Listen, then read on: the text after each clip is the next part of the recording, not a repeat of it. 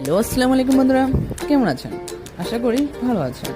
আপনারা দেখছেন আমাদের এক নতুন ব্লগ। আমরা এসেছি নগর আম বাগান দেখতে।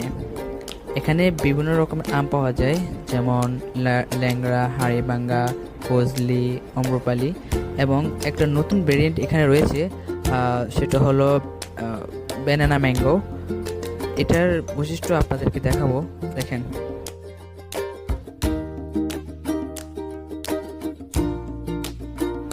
শুধু আম নয়, এখানে আরো রয়েছে কত কিছু। এই দেখুন, আমাদের দেশে খেজুর গাছ, হলুদ হয়ে যাওয়া এই খেজুরগুলো সূর্যের আলোয় ঝকঝক করছে, মনে হচ্ছে প্রকৃতি তার নিজের হাতে রং এঁকে দিয়েছে। খেজুরগুলো দেখতে যেমন সুন্দর, তেমনি খেতেও মজাদার। এগুলো পাকলে অনেক মজা লাগে খেতে। বন্ধুরা, এখন যে আমগুলো দেখতে পাচ্ছেন, এইগুলোর নাম হলো ব্যানানা ম্যাঙ্গো। ঠিক কলার মতো দেখতে, কলার মতো দেখতে হলো, স্বাদ কিন্তু সেই অনেক মজাদার এগুলো।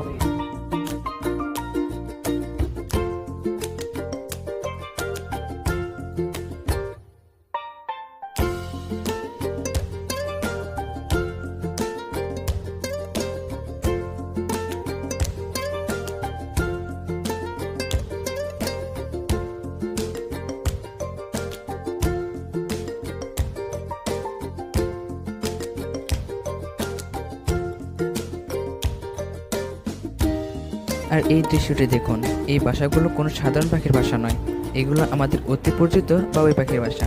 বাবুই পাখিকে বলা হয় প্রকৃতির স্থপতি, কারণ এরা যেন হাতে বুননের নিখুঁত কারিগর।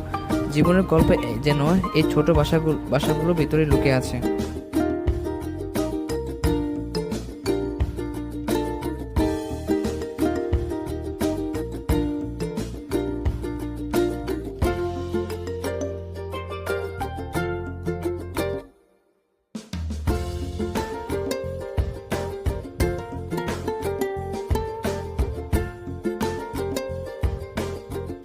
বাবুই পাখির বাসা থেকে এবার চলে এলাম লেবুর রাজ্যে।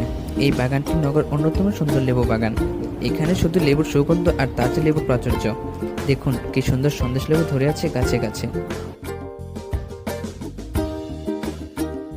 আপনারা যদি জীবনে একঘেয়েমি থেকে দূরে প্রকৃতির মাঝে সময় কাটাতে চান, তাহলে এখনই যান আপনার কাছে থাকা কোনো এক প্রাকৃতিক সৌন্দর্যে, যেখানে গেলে আপনার মন ভালো হয়ে যাবে। আজকের মতো বিদায় নিচ্ছি। সবাই ভালো থাকবেন, সুস্থ থাকবেন, প্রকৃতির মাঝে নিজেকে খুঁজে নিন।